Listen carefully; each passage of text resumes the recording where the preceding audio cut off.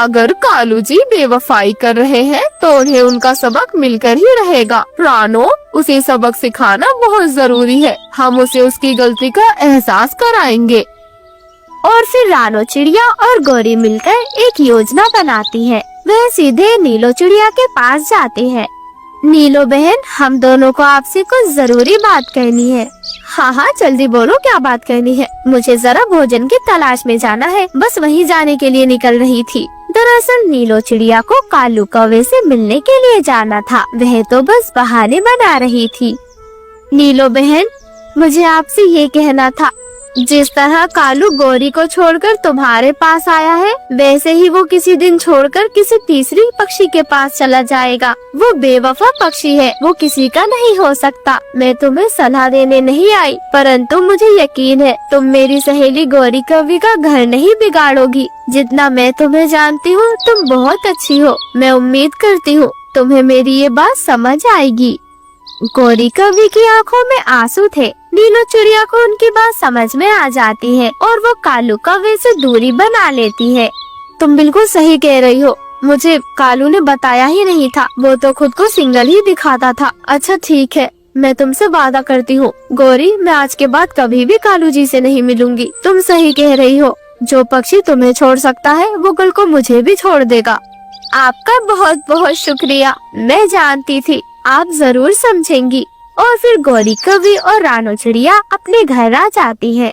कालू कौवा इंतजार करते करते जब थक जाता है तो वह वापस अपने घर आ जाता है। इधर गौरी ने भी दिखाना शुरू कर दिया था कि अब उसे कालू कौवे की परवाह नहीं है। कालू कौवा बहुत देर से घर आया था। गौरी उससे कोई सवाल नहीं करती, बल्कि वो अपनी सहेलियों से हंस हंस कर बात करती है। वह जंगल के पक्षियों से दोस्ती करना शुरू कर देती है। धीरे धीरे कुछ दिन बीत जाते हैं। अब नीलो चिड़िया और कालू कौवा काफी दिनों से नहीं मिले थे। कालू कौवे को गौरी कवि से जलन हो रही थी, क्योंकि वह जंगल के सभी पक्षियों से हंस हंस कर जो बात किया करती थी। गौरी, तुम मुझे नजरअंदाज क्यों कर रही हो? क्या मुझसे कोई गलती हुई है गौरी?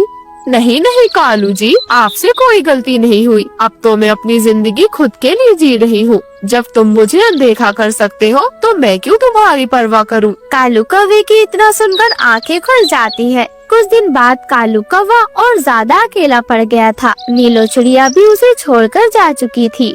वहीं गौरी कवि भी अब पहले जैसी मासूम नहीं रही थी। उसे एहसास होता है कि उसने कितनी बड़ी गलती की है। वह फौरन गौरी कवि के आगे पर जोड़ता है और सर झुकाकर उससे माफी मांगता है। गौरी, मेरी सुंदर पत्नी, मुझे माफ कर दो। गौरी, मैंने तुम्हारी कद्र नहीं की, लेकिन मैं अब समझ गया हूँ कि सच्चा प्यार और वफादारी क्या होती है। गौरी तो रानो चिड़िया की ओर देखती है और हल्का सा मुस्कुरा देती है। तभी रानो चिड़िया फौरन कहती है, कालू भाई, माफी मांगने से गुनाह नहीं धुलते, लेकिन हाँ, उन्हें दोबारा ना दोहराने से पक्षी सुधर जरूर जाते हैं। और फिर गौरी कवि कालू कवि को माफ कर देती है, लेकिन वह शर्त रखती है कि अब वह कभी भी किसी से झूठ नहीं बोलेगा और अपने रिश्ते की कद्र करेगा। गौरी, मैं वादा करता हूँ आज के बाद तुम्हें अपनी रानी बना कर रखूंगा। हमेशा तुम्हारी कद्र करूंगा। तुम्हें मैं कभी नजरअंदाज नहीं करूंगा। गौरी कवि अपने पति कालू कौवे को गले से लगा लेती है। प्यारे दोस्तों, इस कहानी से हमें सीख मिलती है कि वफादारी सबसे कीमती होती है। जो सच्चे रिश्तों की कद्र नहीं करता, वह एक दिन खुद अकेला रह जाता है। हम सभी को अपने सच्चे रिश्तों की कद्र करना चाहिए और वफादार रहना चाहिए। प्यारे दोस्तों, अगर आपको हमारी ये कहानी पसंद आई है तो आप हमारी वीडियो को लाइक कर हमारे चैनल को सब्सक्राइब करें और हमारी छोटी सी फैमिली का हिस्सा बने। आप सभी का धन्यवाद।